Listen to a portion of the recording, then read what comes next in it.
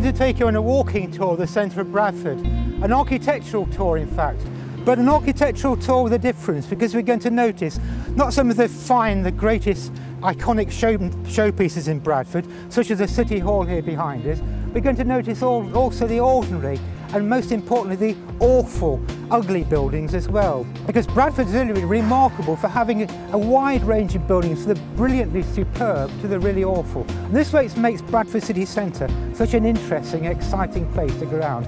Bradford is no ordinary place in that respect. At the time that City Hall was built, Bradford regarded itself, indeed it was, a European or international city, having trading connections all over the world. It was really quite distinct from a city, say, like Leeds or Sheffield. And so, in this respect, Bradford shares the same cultural heritage as, say, Liverpool or Glasgow. So until about the mid-1950s, Bradford was almost a wholly intact Victorian city, the great smoke-blackened buildings crowding into the city centre. And had these buildings been retained, Bradford, more so than Saltaire, would have qualified as a World Heritage Site. But in the 1950s, after the Second World War, it seemed right that Bradford should, as it were, recreate itself again with bright new buildings. So these buildings, in turn, in Broadway, have only themselves lasted 50 years, and Bradford is now poised on a brand new building programme. But I don't think we should accept the view that those buildings which had recently gone on Broadway were wholly awful and unacceptable. Perhaps we don't appreciate their merits, just as our predecessors, the 1960s, didn't appreciate the merits of the Victorian buildings. So I think the important lesson I really want to say to you before we actually go on our tour is, don't just accept my views on the buildings I'm going to talk about as gospel. The important thing is for you to make up your mind about the buildings and what you think about them. The motto is, look up at the buildings, make your own judgments, and mind where you're putting your feet. This area of low-lying ground is going to be the last part of Centenary Square to be changed. It's going to be converted to a sort of water feature under Will Alsop's visionary scheme. It will also entail the demolition of what I think are really quite nice 1970s buildings, the Magistrates Court here and the police station behind it, which, as you can see, this bit of the Civic Square was only opened as recently as 1974 by the Queen. So what will it be like under this new visionary scheme? It could be wonderful, but I've got some doubts.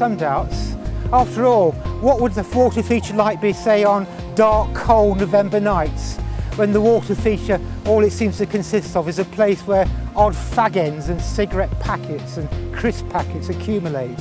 Features like this need to be maintained if they're to be kept to be wonderful. This overbridge in Hallings is a wonderful place in which to see a huge variation in architectural styles and standard. In the far distance we can see that great pile of earth which will be the site of the new Broadway development scheme. In the middle foreground there you see this wonderful St George's Hall, built by Lockwood and Mawson, the same architects as City Hall, and just behind the Telegraph and Argus building. And those two buildings set, as it were, the architectural standard for Bradford. And what a come down from 1853 do we have until the 1970s. This appalling Hilton Hotel clad in dirty blocks of concrete. And even worse to see the multi-storey car park built so close to City Hall, Grade 1 listed building. Awful planning. And then probably, if even worse, this great through motorway, if you like, of Hallings, the traffic zooming through, cutting off the Centenary Square and the town and the City Hall from the rest of Bradford. And you feel, standing here, that still, even today, the city motorway engineers have the last say in planning, and what a mess they've made of the city. It's a city of huge contrast. What's most important though, in the last 10 years, the improvements have been enormous.